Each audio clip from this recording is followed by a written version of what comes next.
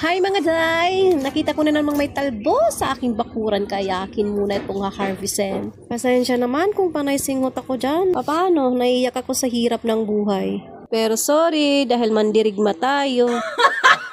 Tara na! Sugod!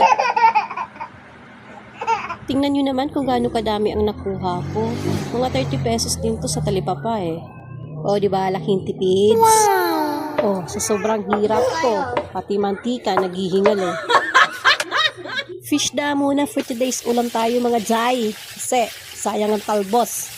Mas masarap, lalo na pag fresh, parang ako. Oh, baka mabash na naman ako dyan. Walang kakialaman ng trip.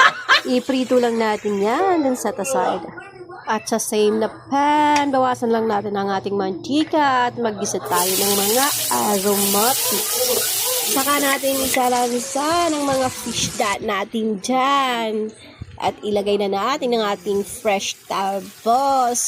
Alugati. Saka natin dagdagan ng kukulimano. Gata pala. Pagkakalimutan ng salt and pepper to taste. Saka natin takpan ng maluto. Look at that! Oh my God! Tara na guys, sabay-sabay tayong magutom at sabay-sabay tayong tumaba. Hi! Paksiw na fish na muna ang ating lulutuin para iwas 240 dugo. Sino ba dyan magaling magluto ng paksiw? Ako kasi, tsamba dun, tsamba dito lang. Comment nyo nga sa akin kung paano talaga masarap magluto ng paksiw. Tingnan nyo naman kung anong pinaggagawa ko. Pinaghilihilira ko lang na parang pumipila sa ayuda. Oh, no! Pero tingin ko naman tama yung pinaggagawa ko. Atag ko na pala yung cook sa ating paksiw. Yung pinaka-importante, yung vinegar. Saka ko naman dinagdagan ng tubig para hindi puro asim at isinalang sa kalan. Dinagdagan ko pala yan ng pampaigsi ng buhay. Ay, sarap lang.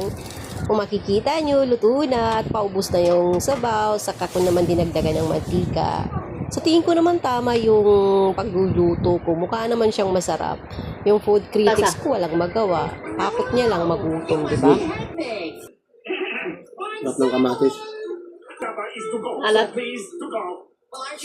Ito lang, maasim pero masarap. May paksiw bang matamis?